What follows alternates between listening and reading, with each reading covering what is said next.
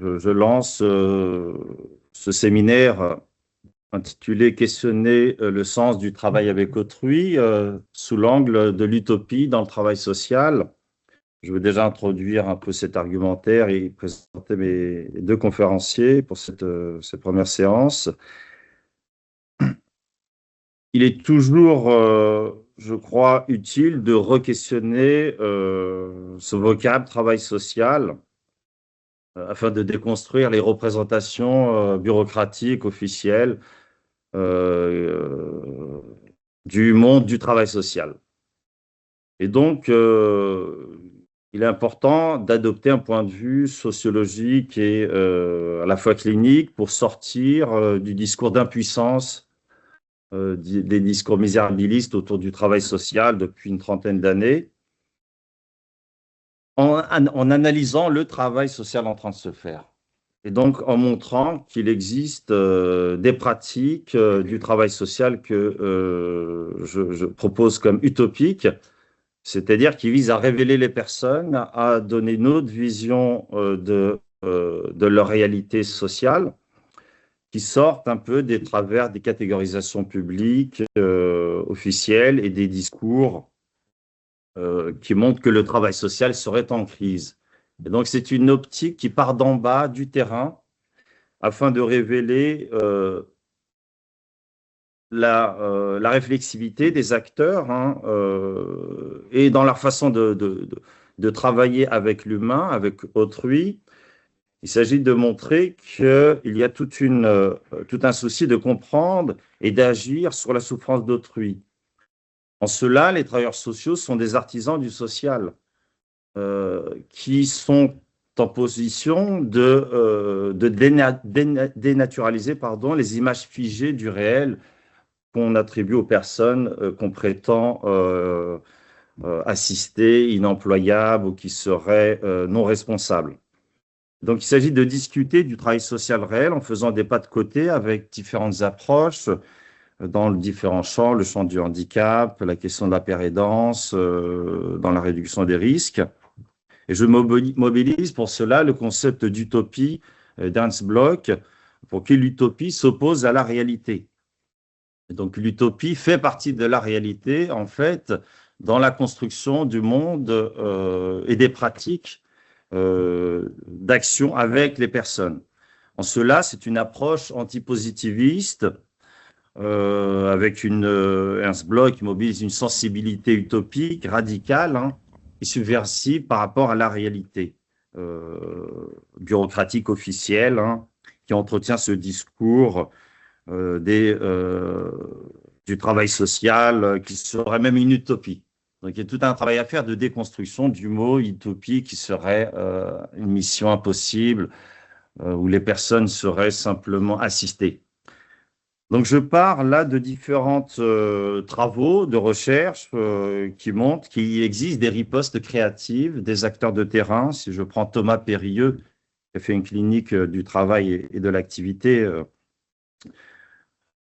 En cela, ce séminaire vise à faire dialoguer des chercheurs, des professionnels, des personnes concernées, des pairs aidants, afin de croiser des savoirs, confronter des points de vue et permettre aux personnes, en fait, montrer que les travailleurs sociaux sont souvent en capacité de permettre aux personnes de qualifier leur situation et donc de faire émanciper les individus, les citoyens, des catégorisations disqualifiantes, en poursuivant une forme de droit au bonheur, en atténuant l'asymétrie sociale, qui relève souvent là, du cadre de l'accompagnement imposé par la mission et l'exercice du travail social. Donc, différentes séances sont prévues. La première que nous accueillons aujourd'hui s'intitule « L'utopie d'une éthique », l'éthique d'une utopie, avec deux conférenciers.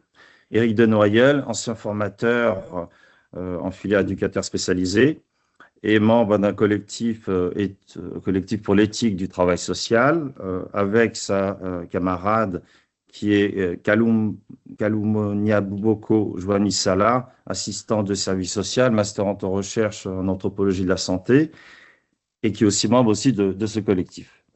Donc, vous allez avoir chacun entre 15-20 minutes pour présenter votre intervention. Allez-y.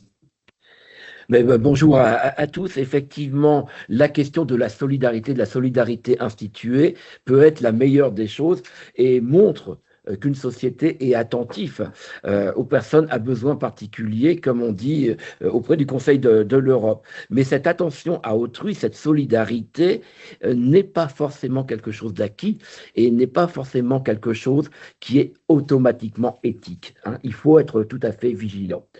Et c'est pour ça qu'il y a ce collectif pour une éthique au travail social. Nous ne sommes absolument pas une association gestionnaire, on est une association militante. Comment s'est-on créé ici? C'est à l'époque où j'étais formateur dans les murs même ici de Montrouge que des étudiants en fin de cursus sont venus me voir et m'ont dit Eric, on a à peu près compris ce que tu as essayé de nous dire pendant 2 ou 3 ans. Voilà, c'est devenu plus ou moins clair au fil du temps. On comprend un petit peu mieux quelles sont les valeurs, qu'est-ce que c'est que cette attention, qu'est-ce que c'est que le care, qu'est-ce que c'est que l'autre en lui-même. Mais comment se fait-il qu'il y a un tel delta, un tel écart entre ce qu'on reçoit ici en formation et ce que nos stages nous ont fait comprendre, nous ont montré du terrain dans un certain nombre de circonstances. Et donc, une fois qu'on s'est dit ça, on n'est pas resté les bras croisés au constat, on s'est dit qu'est-ce qu'on peut faire? Eh bien, créons quelque chose, créons une association, et d'où la création du CETS qui, au fur et à mesure, a intégrer un certain nombre de personnes.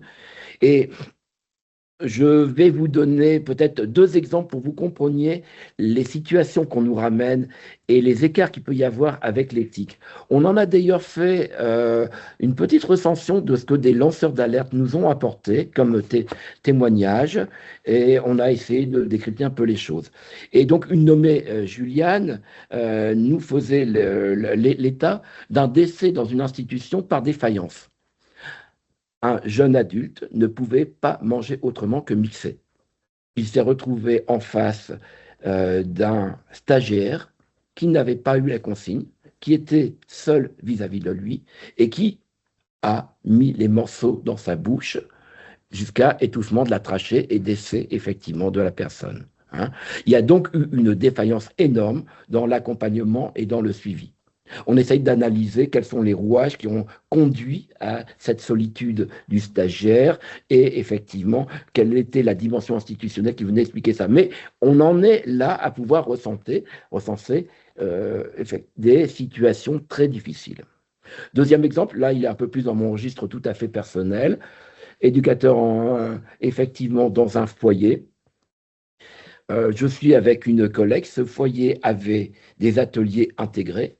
Et on voit devant nous un jeune en survêtement et non pas en bleu de travail pour aller rejoindre son atelier.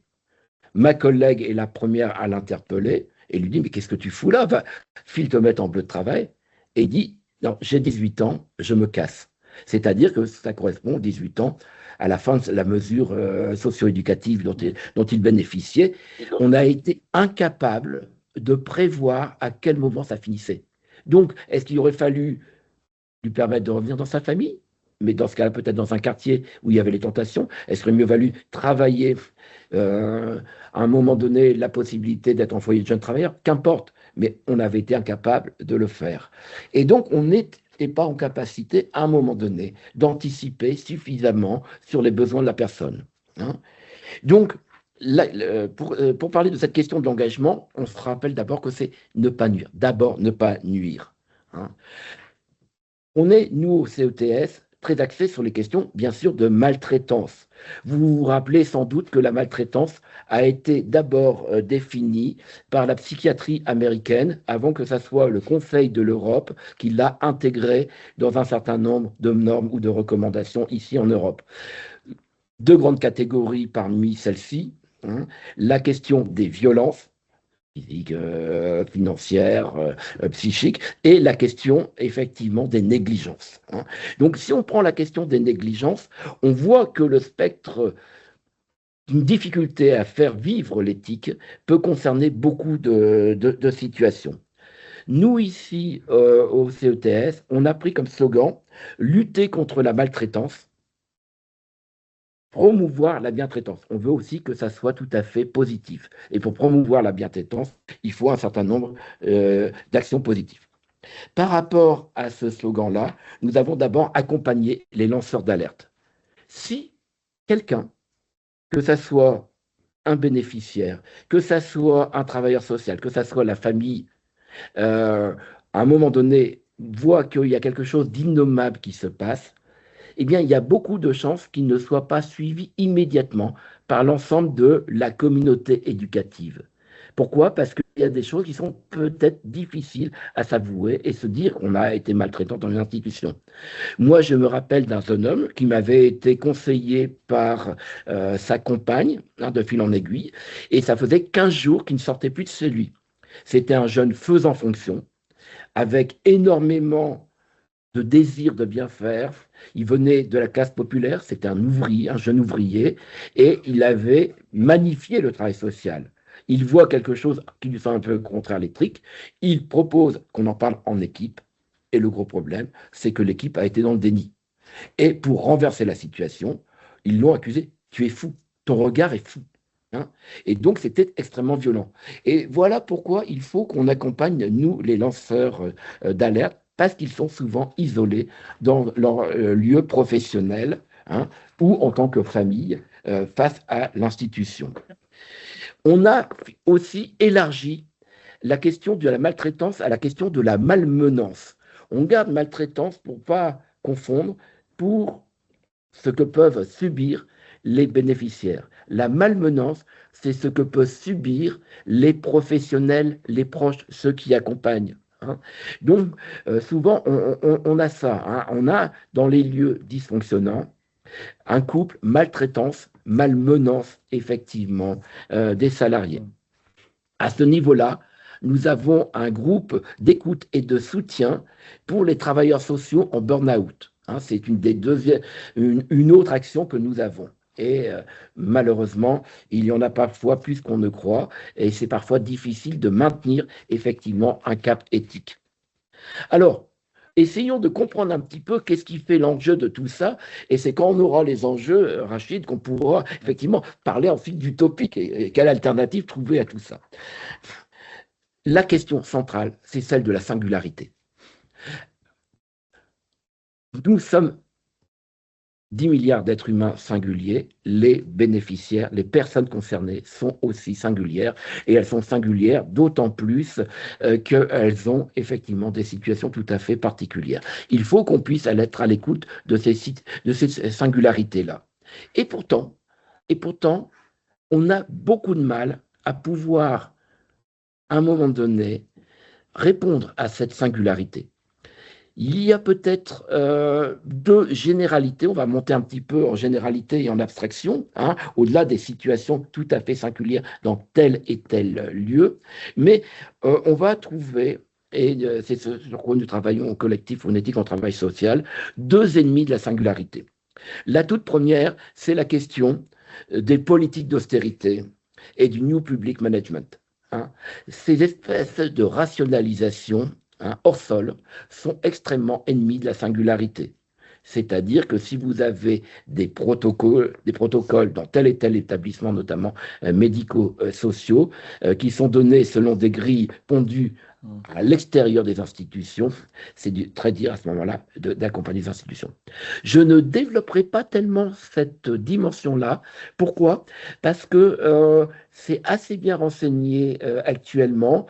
Vos enseignants ont parfois l'occasion d'en parler parce que sociologiquement, c'est assez repéré.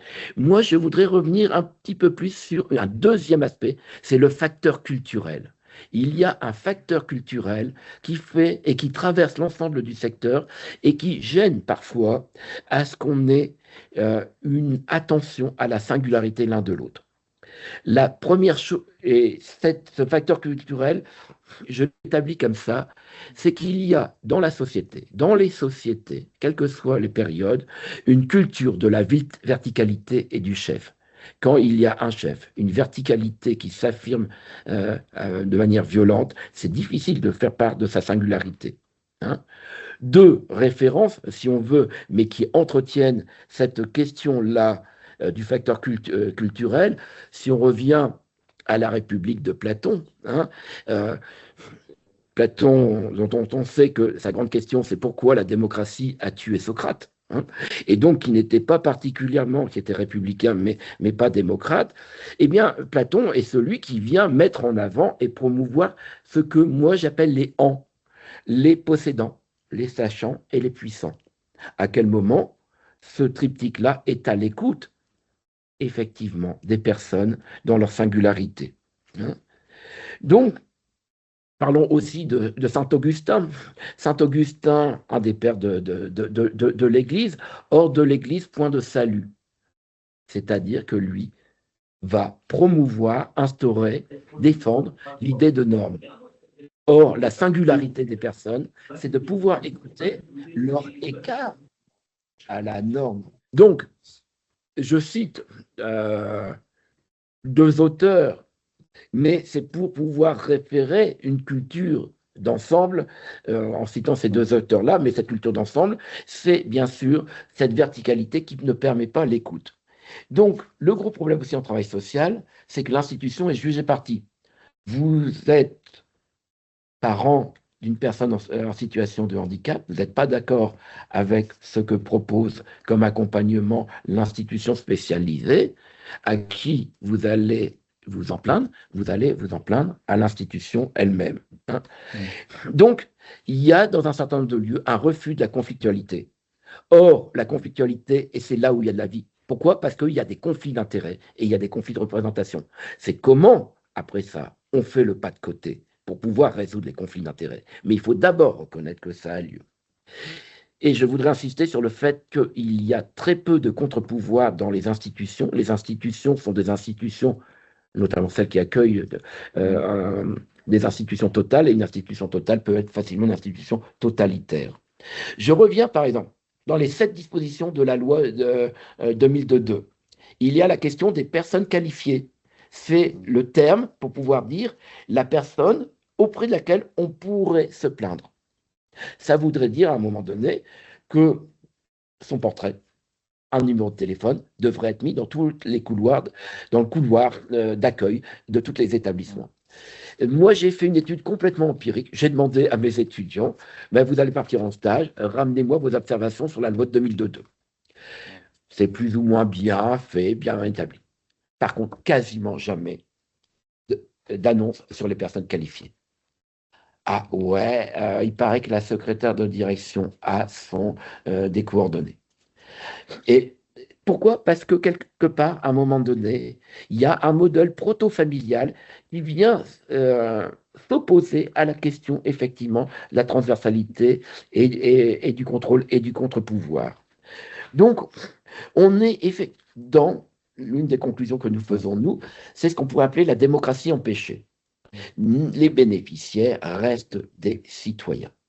Ils doivent pouvoir s'exprimer. La meilleure définition de l'expression, c'est celle de Lincoln dans le discours de Gettysburg en 1863, gouvernement du peuple, par le peuple, pour le peuple. Les bénéficiaires ressortent de l'action sociale, mais ils sont constitutifs, effectivement, de la citoyenneté. Donc, il y a des choses qui viennent empêcher l'émergence de cette citoyenneté. Alors, je repère, moi, 2 limitations. Un auteur très connu parmi les sociodémocrates, c'est Rawls et sa théorie de la justice. Hein. Et c'est ça qui vient imprégner la social-démocratie et peu ou prou nos démocraties avancées, nos sociétés avancées se réfèrent à la théorie de la justice. La théorie de la justice de Rawls, c'est on rassemble les gens, et quand on est rassemblé, on fonctionne sous voile d'ignorance. C'est-à-dire, je me décentre de ma position, et comme ça, je suis à l'écoute des gens. C'est soit une mystification, soit effectivement, à un moment donné, une incantation. Mais on n'écoute pas. Une personne représentera toujours l'intérêt qu'elle suit. S'il y a des intérêts institutionnels, s'il y a des enjeux institutionnels, celui qui fera l'ordre du jour, qui fera le compte-rendu, aura toujours une tendance à privilégier l'option qu'il veut et à réduire la question de la singularité. Autre limite des contre-pouvoirs, les pouvoirs publics. Il y a des inspections au niveau local. Il y a une inspection générale de l'action sociale, la fameuse IGAS. Partons des 2 livres qui ont fait un peu sensation ces 5 dernières années de Victor Castanet, Les ogres et les fossoyeurs. Journaliste indépendant, Victor Castanet a enquêté sur les scandales dans les EHPAD et dans les crèches. Et ça a été jusqu'à affamer nos anciens, affamer effectivement les gamins. Et son livre décrit admirablement une approche systémique des choses. Et la question, c'est pourquoi il n'y a pas eu de contre-pouvoir? Pourquoi est-ce qu'un journaliste indépendant qui n'avait que le soutien de son éditeur a réussi à démontrer et que n'ont pas démontré les différentes inspections? Ça ne veut pas dire qu'aucune inspection n'ait fait quoi que ce soit. Certaines inspections localement sur un établissement, par exemple d'une grande fédération, a réussi à repérer des choses dysfonctionnantes. Mais l'approche systémique n'a pas été faite. Et il faut donc se poser des questions. Où sont les contre-pouvoirs? Donc, c'est là où on en arrive à la question de l'éthique.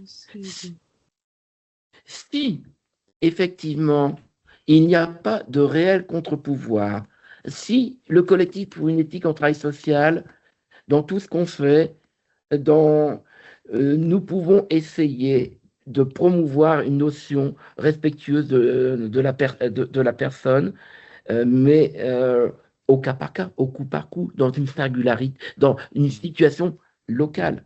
Qu'est-ce qui serait très intéressant? Quel est le pas de côté? Quelle est l'utopie à faire?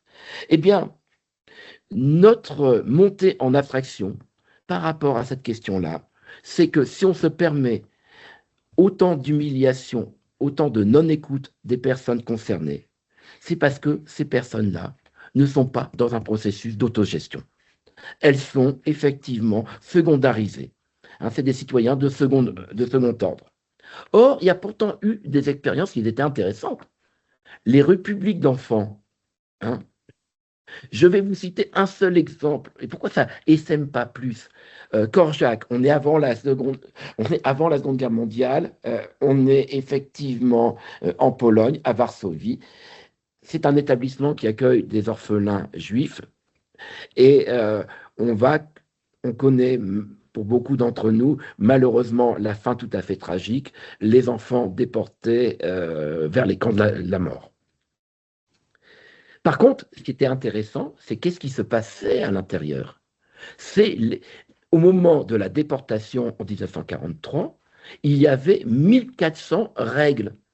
Il y avait une loi qui s'est imposée, décidée par les enfants. Les encadrants, le docteur Korczak lui-même et ses faisant fonction d'éducateurs, n'avaient qu'un pouvoir de veto. Par exemple, on le sait, parce qu'il y avait aussi les tribunaux pour enfants, c'est les enfants même qui se jugeaient. Les enfants, quand ils jugent d'autres enfants, sont parfois un peu durs. Donc, il fallait parfois réfréner. Mais en dehors d'un droit de veto, c'était les enfants qui faisaient leurs propres règles.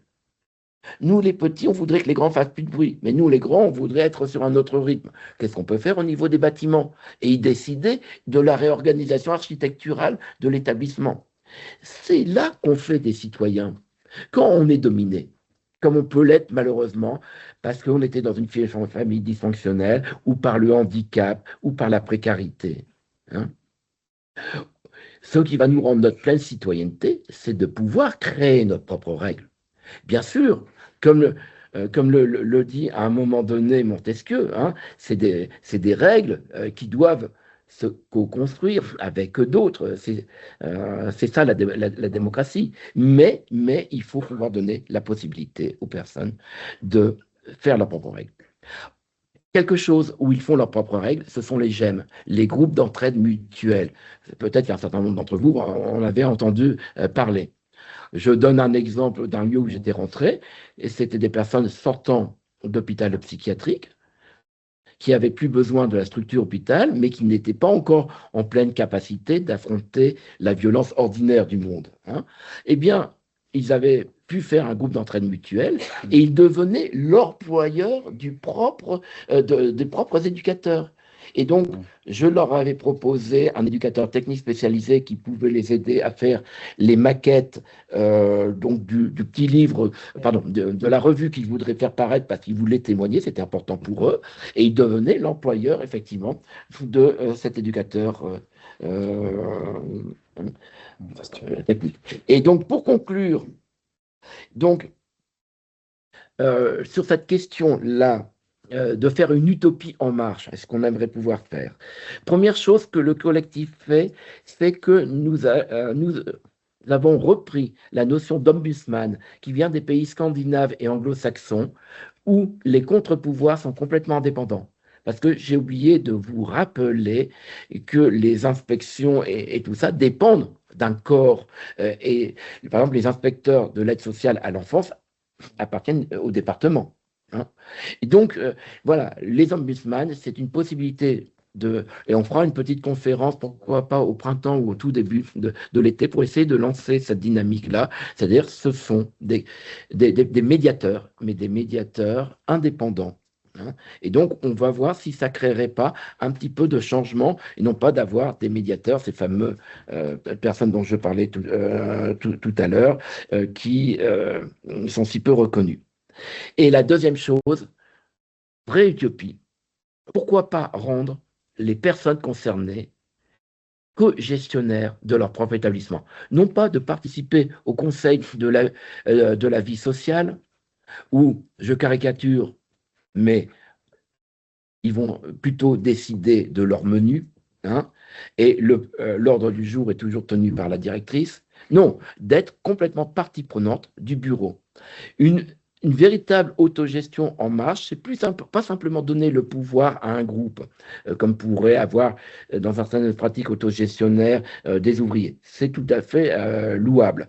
Mais pourquoi pas avoir à un moment donné des établissements gérés par 4 collèges à égalité, les personnes concernées elles-mêmes, quelques personnes ressources connues pour leur engagement, leur militantisme ou leurs travaux universitaires, les salariés elles-mêmes, et à un environnement immédiat. L'environnement, pas au sens écologique strict du terme, mais l'environnement institutionnel ou l'environnement local. Donc, peut-être, et c'est ça notre proposition utopique, à travailler, mais c'est le jour où ils seront administrateurs eux-mêmes de leur propre établissement et de leur propre destinée, qu'il sera peut-être possible, de manière systémique, d'avoir une meilleure écoute et une meilleure attention portée aux personnes elles-mêmes. Merci, Éric Denoyel, pour ce petit mot de conclusion autour de l'autogestion, ou d'autres diraient différemment l'autodétermination. On va entendre Joanie Sala maintenant pour 15-20 minutes. Très bien. Donc, je m'appelle Joanie Sala, je suis assistante sociale depuis 2017 et dans le domaine du sanitaire depuis plus d'une vingtaine d'années. Si j'ai adhéré au comité éthique, c'est pour lutter contre la maltraitance et promouvoir la bientraitance, soutenir les travailleurs burn-out en situation professionnelle difficile et accueillir les lanceurs d'alerte, qui sans quoi on ne pourrait pas avoir ce rôle de veille sociale. Donc moi, de par mon statut de masterante en recherche à l'EHESS, mon approche, elle va être plus académique et elle va traiter du thème très délicat qu'est l'indigence. Pour moi, cette conférence, elle vise à prendre la thématique sociale à l'envers, c'est-à-dire et si, et si, et si c'était comme si, et c'était comme ça. Toutes ces fois où on a pu avoir des regrets ou des remords ou de la culpabilité, toutes ces fois-là, si elles n'existaient pas, si on se posait simplement et si on avait accès à ce dispositif aussi plus facilement. Donc, maintenant, je vais vous énoncer ma rencontre avec l'indigence. Elle s'est faite en 2018 dans un hôpital de la région parisienne.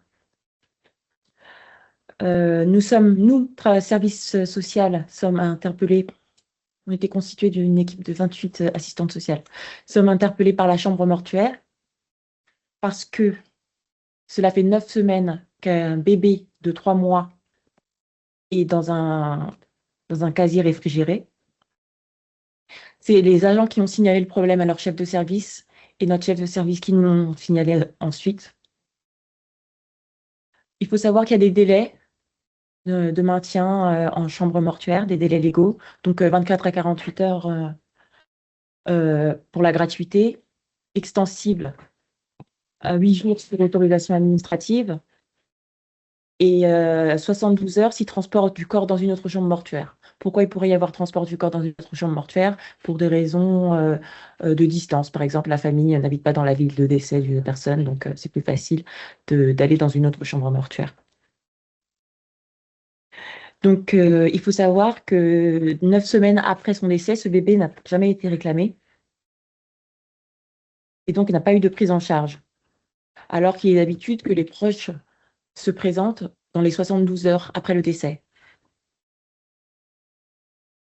À titre d'exemple, en chiffres, le taux dans cette commune la plus peuplée de France, avec le taux de natalité et de mortalité le plus important, pendant le Covid, il y a eu 811 décès, dont 80 situations d'indigence. Donc la problématique de l'indigence interroge la gestion digne des corps morts. Ma démarche consiste à sensibiliser, développer, impulser les recherches autour de tout ce qui concerne l'indigence funéraire en dénonçant la problématique suivante. En quoi le traitement différencié dans la gestion administrative et sociale des corps indigents décédés à l'hôpital est-il révélateur des rapports sociaux vécus de leur vivant? Parce qu'il ne faut pas se dire que ça n'arrive pas au hasard. Il y a bien un tableau des matières.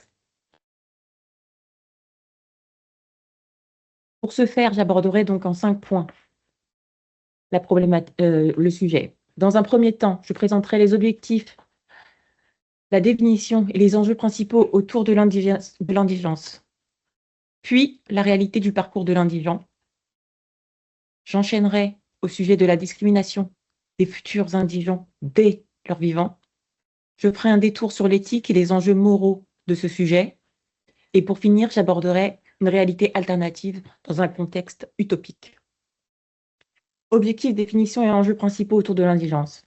Alors, d'abord, qu'est-ce que l'indigence? L'indigence, c'est un état d'extrême pauvreté dans lequel une personne ou un groupe manque des ressources essentielles pour vivre. Non pas vivre, mais pour survivre. Elle peut être financière, administrative, familiale, mais représente forcément une situation d'exclusion sociale. Maintenant, l'indigence funéraire. C'est une personne avec famille avec famille et sans moyens financiers, ou avec famille et sans moyens financiers, ou bien les deux, et elle entre dans l'obligation familiale des ascendants et des descendants. Donc, normalement, sa tâche de s'occuper des obsèques, elle est déléguée donc aux ascendants et aux descendants, à moins de pouvoir prouver légalement d'une situation d'abandon ou de conflit familial. Un des objectifs du traitement de l'indigence consisterait à participer à une conception plus humaine et aller vers une base innovante et un élargissement des missions des travailleurs sociaux qui permettraient un accompagnement dans la dignité, y compris au moment de la mort. Il faut savoir que moi, les situations d'indigence, je les ai découvertes sur le terrain. Je ne savais pas que c'était une problématique existante.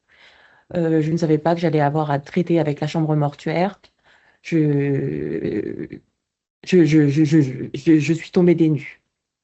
Mais finalement, la difficulté, la problématique étant récurrente, on a, avec le service social, conclu un accord avec la chambre mortuaire pour signaler les décès et les corps entreposés depuis trop longtemps. Donc, un des objectifs du traitement de l'indigence consisterait à traiter les corps avec dignité, sans oubli, de la même manière, sans différence. Pour cela, il conviendrait de fluidifier la procédure qui est actuellement conflictuelle, parce qu'elle est trop floue alors qu'elle est financée par des dotations d'État de décentralisation et décentralisée aux mairies. Maintenant, je vais vous aborder la réalité du parcours de l'indigent. La démarche administrative est assez aléatoire selon les collectivités territoriales. Il faut obligatoirement que le certificat médical de décès établi par le médecin soit envoyé à la mairie du décès. Donc, il faut déjà trouver un travailleur social qui est prêt à aller récupérer le certificat de décès à la chambre mortuaire. Chose pas évidente. Ensuite, déposer ce certificat de décès dans la mairie pour pouvoir avoir le fameux sésame qui est l'acte de décès. L'acte de décès qui permet de continuer tout ce qui concerne les démarches qui sont liées aux obsèques. Dans les meilleurs des cas, celle où l'assistante de service social a été saisie suffisamment tôt et où il y a une pièce d'identité pour le patient qui est indigent, les deux mairies de naissance et de mort peuvent se mettre en commun et trouver une solution, par exemple, retrouver des concessions familiales. Le cimetière de Thiais, c'est le cimetière qui accueille le carré d'indigents le plus grand de France, avec 4000 sépultures. Ces sépultures sont temporaires. Elles sont maintenues durant 5 ans, puis excavation par crémation, sinon réclamation du corps ou présentation de la famille. Dans ces lieux, dans ces fameux carrés, les plaques sont inexistantes. C'est un espace qui est dans le cimetière bien dédié à cette fonction. Il y a une absence de cérémonie. Parfois, il y a quand même un entourage, même s'il n'est pas familial. Il s'agit d'une brutalité pour ces personnes qui veuillent se recueillir. Parfois, les corps en chambre mortuaire partent dénudés ou simplement enveloppés d'un drap. Ces éléments participent à une formation de ségrégation post-mortem, où l'indigence agit comme une brutalité institutionnelle, jusque dans la mort. C'est exercé sans malveillance, mais juste à cause des logiques de gestion déshumanisée. Il faut savoir aussi que les situations d'indigence, elles ne sont pas forcément traitées de manière prioritaire parce qu'elles ne rapportent pas d'argent aux pompes funèbres. Ou pas beaucoup, beaucoup moins. Parce qu'il y a un certain nombre de frais qui sont annexes, qui sont supprimés. Par exemple, on supprime les poignées. Merci. On supprime les poignées du cercueil, ce qui fait baisser le coût. On prend le bois le moins cher. Et voilà. Maintenant, je vais vous expliquer en quoi l'exclusion post-mortuaire est le résultat de rapports sociaux quand on fait la personne déjà de son vivant. Il y a la pauvreté, l'isolement, la vulnérabilité, avec exposition à de multiples risques, la disqualification sociale, la stigmatisation, avec les représentations négatives qui conduisent à une discrimination, l'exclusion sociale, qui concerne la marginalisation dans l'accès aux droits dès le départ, l'éthique et les enjeux moraux qui encadrent l'indigence. Il y a une discrimination lorsqu'une personne n'est pas estimée à égalité des autres. La gestion des corps et des personnes indigentes décédées à l'hôpital met en tension deux logiques bien opposées. Celle universaliste du respect inconditionnel de la dignité humaine et celle différenciée qui repose sur des contraintes administratives, budgétaires et organisationnelles. Cette opposition révèle des enjeux éthiques majeurs, à la fois dans les pratiques observées et dans la démarche de recherche engagée. Réalité alternative ou utopie dans l'indigence. Il faut savoir qu'il y a quand même des associations qui sont positionnées pour ce genre de situation. Il y en a une. Il y en a une qui est très connue, qui s'appelle les morts de la rue, mais ce sont des morts dans la rue. Donc, ils ne sont pas morts en chambre mortuaire. Donc, ils ne s'occupent pas des situations des morts. Voilà. Ils ne s'occupent pas des situations des personnes décédées à l'hôpital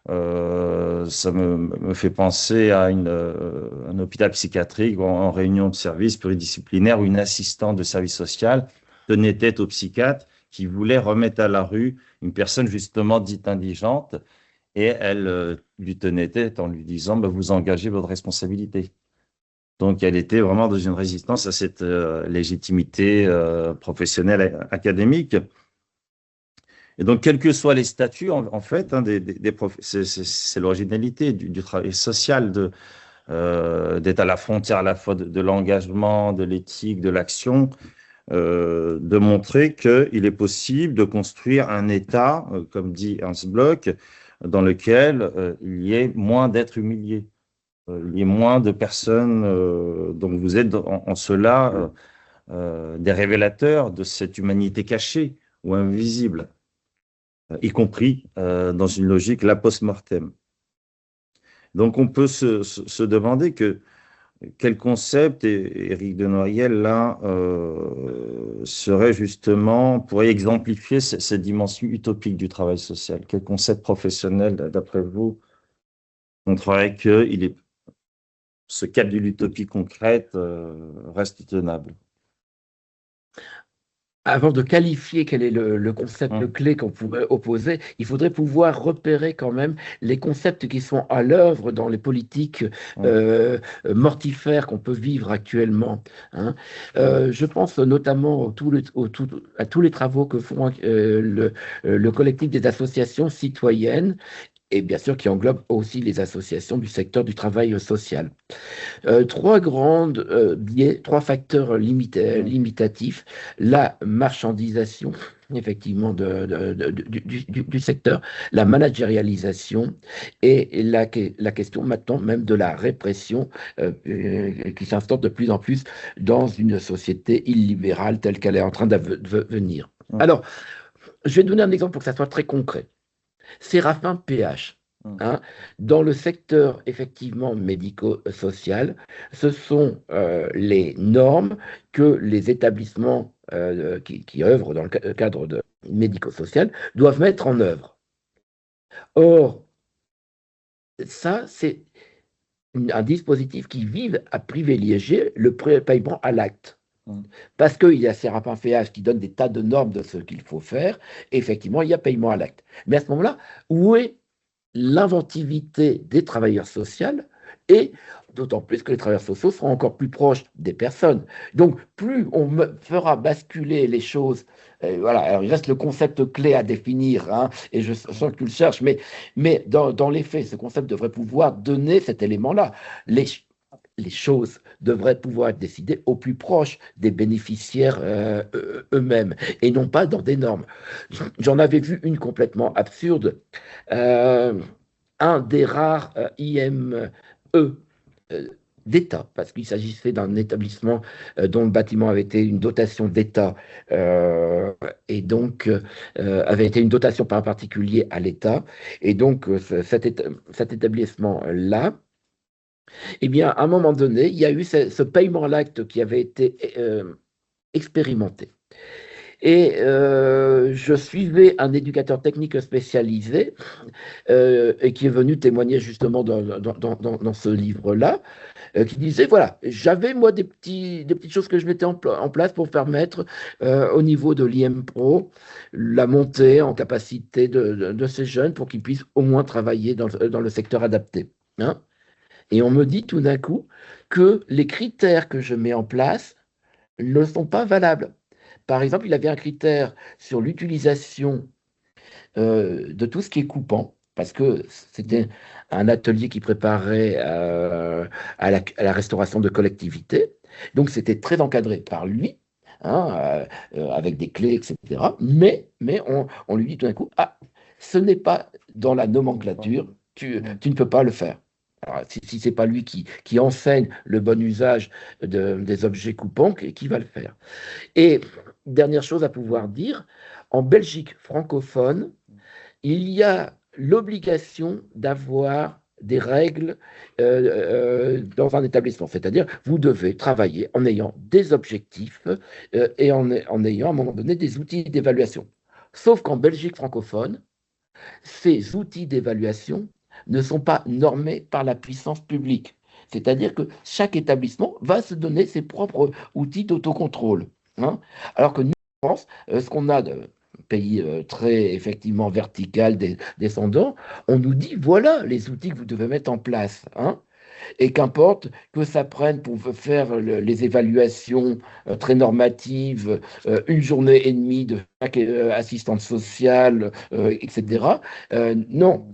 Donc, déjà, une première chose, c'est de remettre le centre de gravité des établissements le plus proche possible des personnes. Si les personnes peuvent s'en emparer, comme je dis, à travers les républiques d'enfants ou les GEM, tant mieux. Et à défaut, qu'au moins les les travailleurs sociaux de proximité, hein, les acteurs de terrain de proximité, puissent créer leurs propres règles. Et ça serait déjà une grosse bascule par rapport à cette espèce de rationalisation verticale descendante et qui est qu'une rationalisation financière et non pas au service de la personne. Donc, il reste, ce qu'il faut bien voir, c'est que les acteurs, donc les travailleurs sociaux de proximité, ne sont pas des agents webériens exécutant des procédures. Il faut sortir de cette image au sens de bureaucrates appliquant juste. Et c'est bien paradoxal, parce qu'ils sont de plus en plus diplômés, ils ont des qualifications multiples, et on cherche à les gouverner par des instruments, à encadrer leurs pratiques, sans se donner les moyens de comprendre le travail réel avec les personnes. Comment ils contournent. Donc, il y a toute une intelligence du social qui se reconstruit en permanence, je pense, avec les personnes accompagnées.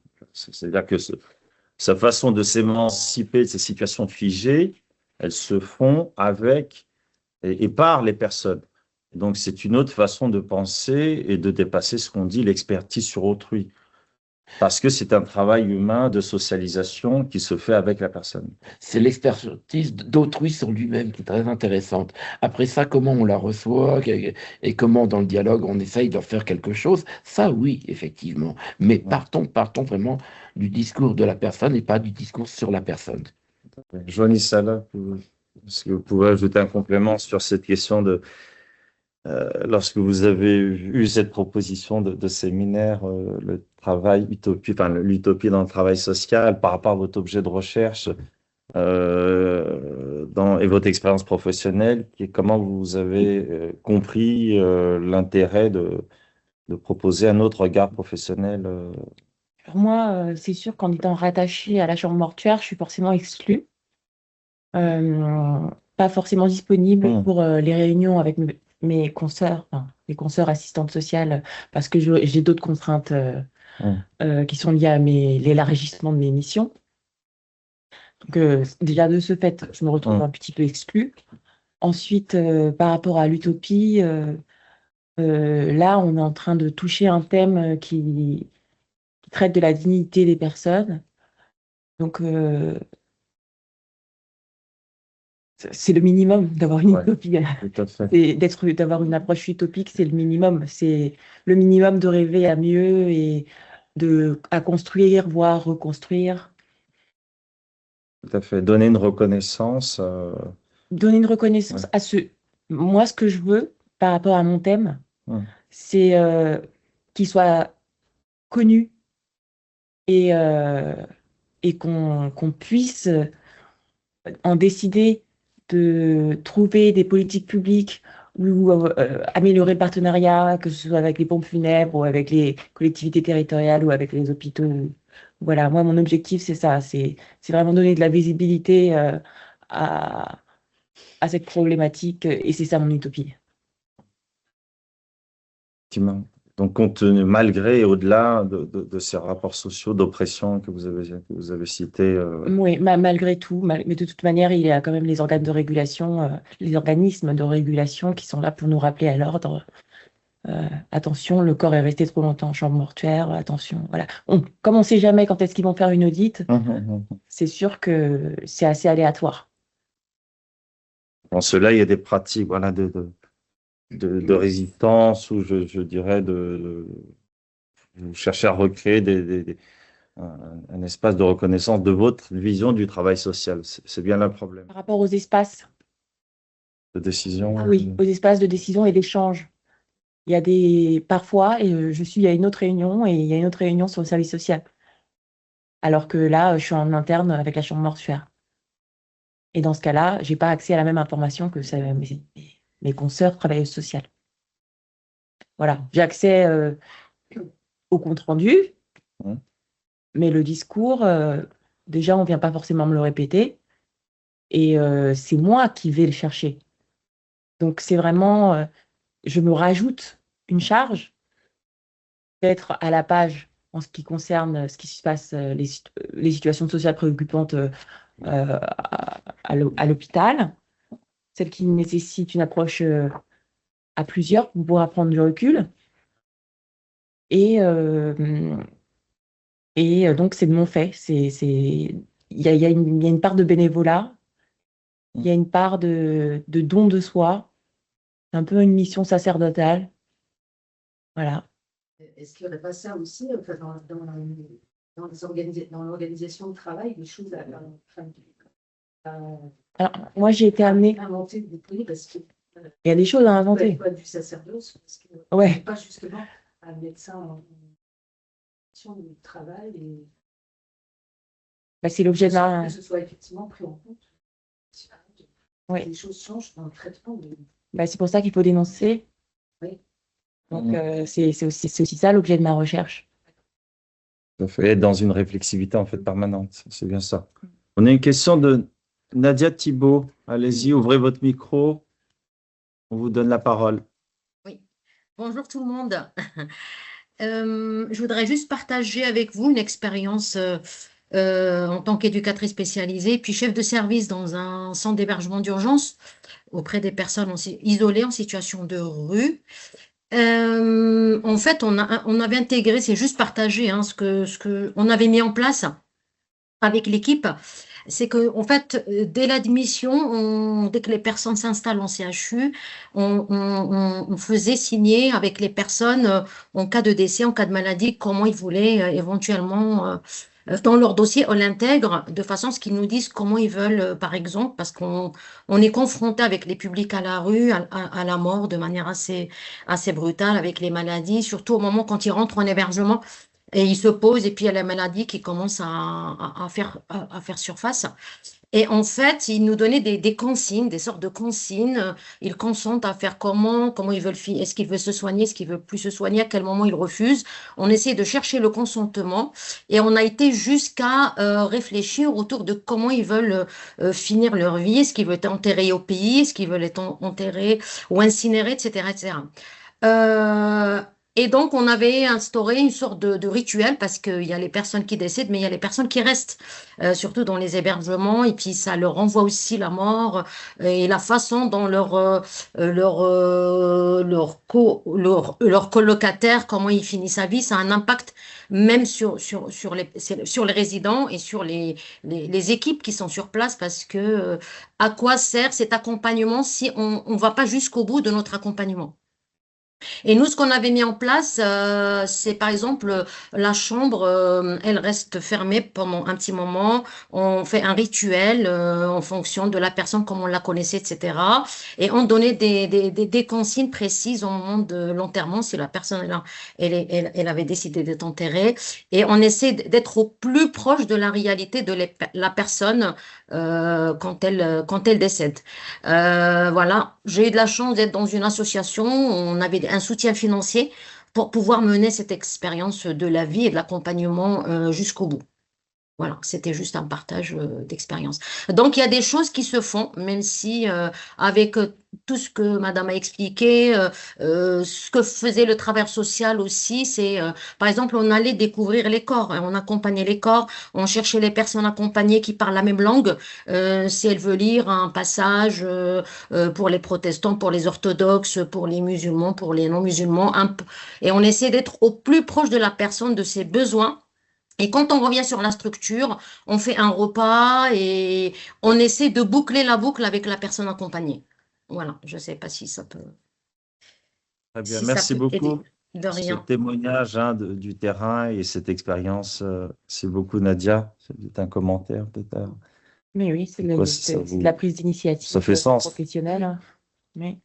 Oui. Hmm. On voit bien qu'il y a vraiment un sens caché, implicite, peu reconnu, hein, du travail avec autrui tout au long de sa vie et même après. Et c'est bien ça, je crois, un des enjeux de compréhension du travail social, c'est toujours de se réinterroger sur le sens. C'est un terme pluri d'approche, il y a plusieurs approches, hein. C'est déjà l'orientation, la direction, le sens symbolique, le sens pour soi.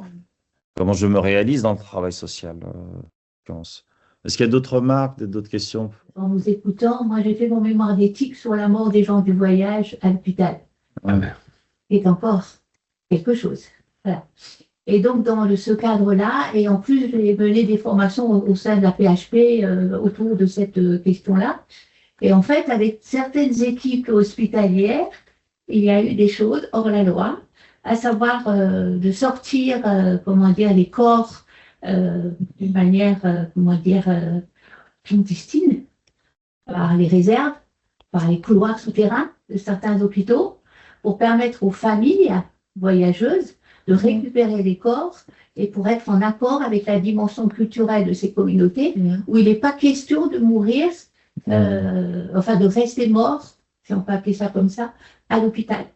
Et donc, il y a des équipes qui ont fait ça et qui avaient l'habitude, et pas tous les jours quand même, en tous les cas, de déplacer ces corps dans les souterrains, dans les sous-sols, dans tout ce qu'on peut imaginer sous un hôpital, et permettre le rapt de ces corps. Et j'avoue même être admirative d'avoir fait cela, parce qu'en tant qu'ancienne assistante sociale dans une autre vie, je pense que j'aurais été largement partie prenante dans cette opération de kidnapping. Ouais. Voilà. Mais ça veut dire qu'on est hors la loi.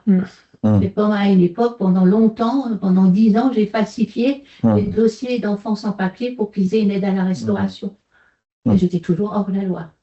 Et donc, en fait, mais c'est terrible, parce que c'est vrai que vous pointez ça dans ce que vous dites, parce que ça veut dire que c'est le minimum. C'est ça, le minimum du respect, de la dignité, tout ça, c'est le minimum. Et parfois, on ne peut même pas avoir ce minimum à condition d'être hors la loi. Et c'est une résistance, un pas de côté, quoi. C'est une résistance, donc. Majeure. Ah, mais elle est énorme. Énorme. Et alors, il faut mettre des stratégies. Moi, je sais, par exemple, pour cette histoire de falsification de dossier, j'avais la complicité du secrétaire et on avait un code. Mais c'est quand même terrible d'avoir à respecter et à mettre cette éthique en œuvre avec parfois l'obligation d'être hors la loi, alors que nous, on ne devrait pas être hors la loi. Et c'est un conflit de loyauté, mais énorme, énorme. Et, bien sûr. Et je ne dis pas qu'est-ce qu'on fait, parce que personne n'est capable de dire on fait ou fait pas. Mais à un moment donné, on doit faire, quitte à ce qu'on se mette en... Il y a un conflit de loyauté, et en fait, vous dépassez ce que Yves Clos appelle le conflit éthique, souvent lorsque on nous demande de faire des choses contraires à notre éthique, à nos valeurs. Et donc, être travailleur social, c'est aussi aller au-delà des exigences institutionnelles, bureaucratiques. Et donc, il y a un véritable écart majeur, on le voit avec la réforme des diplômes, entre le travail social réel et le travail attendu par des compétences qui formalisent et qui n'ont des fois peu de lien avec les situations nouvelles et ce que dirait Deligny, hein, les circonstances qu'il faut susciter pour aider les personnes à se recréer. C'est ça la dimension utopique du travail social. Et c'était... Ah oui, d'en arriver là pour redonner vie. Et ça ne s'arrête pas à 17h ou à 17h. Oui. Tout à fait. Je suis sur le terrain, mais c'est terrible. C'est terrible. Un engagement. Éric de Noël, vous voulez peut-être dire 2 mots autour de ça? Ce qui est terrible, c'est qu'on s'aperçoit que les choses sont très peu dites et très verrouillées. Et c'est vrai que plus on va parler actuellement d'éthique, moins elle va se mettre en place. Je m'explique.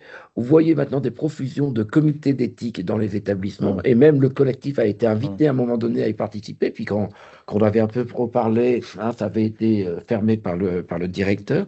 Et alors qu'en fait, on devrait pouvoir se faire entendre. Les personnes concernées, comme les travailleurs sociaux en proximité avec les personnes concernées, devraient pouvoir être entendues assez facilement. Puisqu'on parlait d'éthique, j'avais pensé aussi à une autre forme d'éthique qui manque terriblement. Il y a dans les possibilités au niveau des politiques publiques de créer ce qu'on appelle des conférences nationales annuelles. Imaginez une conférence nationale annuelle sur la sidérurgie. Hein, et il pourrait y en avoir aussi sur la solidarité institutionnelle. C'est-à-dire que je suis toujours émerveillé par la capacité des personnes elles-mêmes et des acteurs du travail social à pouvoir énoncer des projets. Tiens, par rapport à l'existant, pourrait-on faire ceci, pourrait-on faire cela, etc. Mais à un moment donné, ce n'est pas repris. La parole ne s'institutionnalise pas. L'idée en politique publique d'avoir une conférence nationale annuelle par secteur, ça permet à un moment donné de faire remonter, hein, et puis c'est des permanents qui occupent ce lieu-là, de faire remonter effectivement ces différentes paroles et de rencontrer à un moment donné le monde des décideurs, notamment le monde des décideurs politiques. Hein. Et là, c'est cette conférence annuelle qui va inviter les ministres et leur dire, ben voilà, durant cette année, il y a eu 10 propositions qui viennent du terrain, effectivement, dans le département concerné de l'Île-de-France dont parle Joanny Salah, ou tel et tel autre. Parce qu'on a des idées, on sent, on pressent effectivement les alternatives. Et il n'y a pas de relais, il n'y a pas d'institutionnalisation de la parole. Donc, et ça, c'est un peu terrible. Pourquoi? Parce qu'effectivement, on va redonner la grande doxa des choses. Les personnes vulnérables ne sont pas des producteurs, hein, et c'est là que naît leur situation de citoyens de deuxième zone. Et donc, même notre secteur du travail social a du mal, même malgré notre institutionnalisation partielle, à se faire entendre. Donc, il y a quelque chose de l'ordre de la parole pour lequel il faudrait effectivement construire des choses. Hein. J'avais une question là, une question en ligne, c'était suite à votre intervention. Il dit, mais quel est de votre point de vue par rapport à notre exposition en tant que stagiaire sur des situations qui ne correspondent pas à notre éthique? Donc, qu'est-ce qu'on peut dire de ces stagiaires qui sont face à des situations professionnelles maltraitantes ou à la limite, et comment ils doivent se positionner? Moi, je pense que ces personnes doivent se positionner dans leur entièreté et que le positionnement professionnel comprend les aspects personnels, moraux et éthiques. Justement. Donc, c'est justement comme ça que vous allez construire votre identité professionnelle, en ayant des oppositions. La chose à faire, ce serait juste de savoir l'expliquer et l'exprimer avec les bons mots et en soulevant les bons concepts. Parce qu'il ne faut pas que ça ressemble à de la désobéissance. Ah oui, c'est affirmer un point de vue collectivement, entre collègues. Une question, monsieur? Oui. Ouais. C'est-à-dire que le stagiaire, il est rarement seul dans une institution.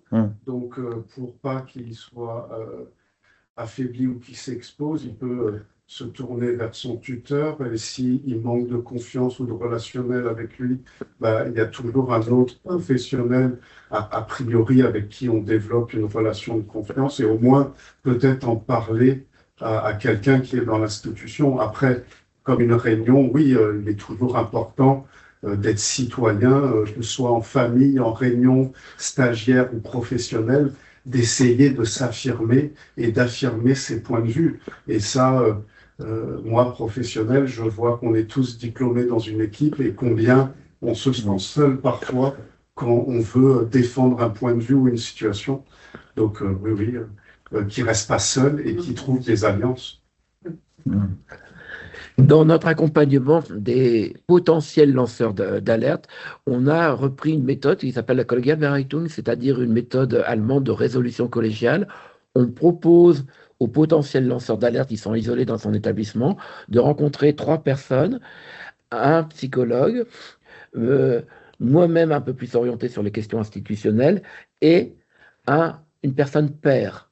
Si c'est une assistante sociale, eh ben, une autre assistante sociale. Si c'est effectivement une chef de service, une autre chef de service. Et avec une méthode un petit peu drivée, de pouvoir faire émerger la parole. Et c'est vrai qu'il y a des subtilités. C'est-à-dire que ce qui est très difficile, pour certaines personnes, c'est de se dire je suis tellement révolté et que je n'ai que 2 solutions, ou je suis frontal, ou c'est la fameuse logique d'une in-out. Je sanctionne par le out. Et aussi bien pour des stagiaires du style demander à l'IRTS, trouvez-moi un autre stage, hein, ou pour des professionnels de claquer leur dème. Hein. Donc, ce qui est important à un moment donné, c'est de rappeler la loi. Hein. Ça, c'est quelque chose qui est assez connu. Quand la loi grand-L, la loi symbolique, est maltraitée, il faut parfois introduire la loi petit-L. Dire calmement, monsieur le directeur, j'ai pas été suivi en réunion institutionnelle sur un fait qui m'a quand même choqué. Je me permets de vous voir là entre nous, mais si vous-même, de votre position, vous ne transmettez pas ces informations alarmantes, je vous rappelle, c'est 40 000 euros d'amende et jusqu'à 2 ans de prison. Vous faites ce que vous voulez. Le problème, c'est là, n'a pas compris l'esprit d'équipe. Ils sont du droit. Mais mais oui, on en plaisante. Et moi-même, quand... On se méfie quand même de l'environnement professionnel Bien quand on est sûr. étudiant stagiaire. Il y a des enjeux de prestance qui viennent contrer les enjeux éthiques. Là, actuellement, on a une personne... alors, c'est en cours d'investigation, on l'accompagne. Elle a un poste à responsabilité quand même dans une grande association, multi-établissement. Et voilà, visiblement, cette fédération-là préférait l'injustice au scandale. Qu'est-ce qu'elle peut faire, jusqu'où elle va. Donc, on l'accompagne, on dévoile rien pour l'instant du lieu, de la personne, de la situation elle-même, parce que le dévoilement appartient bel et bien à l'apporteur de situation, mais elle chemine. Mais pourquoi elle est obligée de cheminer et de prendre un petit peu de temps? Parce qu'il y a un conflit de loyauté. Il y a un conflit de loyauté avec l'établissement considéré dans une valeur proto-familiale, et c'est très très dur effectivement de trahir la famille. Est-ce qu'il y a d'autres questions, peut-être en ligne, là, des invités participants ou en salle? On a bientôt fini, 2-3 minutes pour vous annoncer la suite. Donc, je vais conclure donc, le séminaire, cette première séance qui a croisé différents types de savoirs, échelles d'observation, macro, micro-social, avec un regard à la fois historique, sociologique et clinique aussi. Hein. Et donc, on va poursuivre ce questionnement autour du sens du travail avec autrui dans une deuxième séance en accueillant là, le 26 février Marc Loriol, sociologue, directeur de recherche au CDRS, qui nous a proposé une contribution autour de la construction collective, du sens dans les métiers du soin et du social. À partir de ces différentes enquêtes, donc ça va nous permettre de donner, s'il m'avait évoqué, à travers un article que j'avais lu, la coloration collective, collective des émotions au travail, en fait, comment collectivement la reconnaissance intersubjective, émotionnelle des acteurs peut contribuer à donner un sens au travail social et au métier du soin. Donc, nous l'accueillerons ici en ligne le 26 février à 16h30. Voilà. Je vous remercie pour votre participation. Merci à vous. Et à bientôt au mois prochain. Au revoir. Au revoir.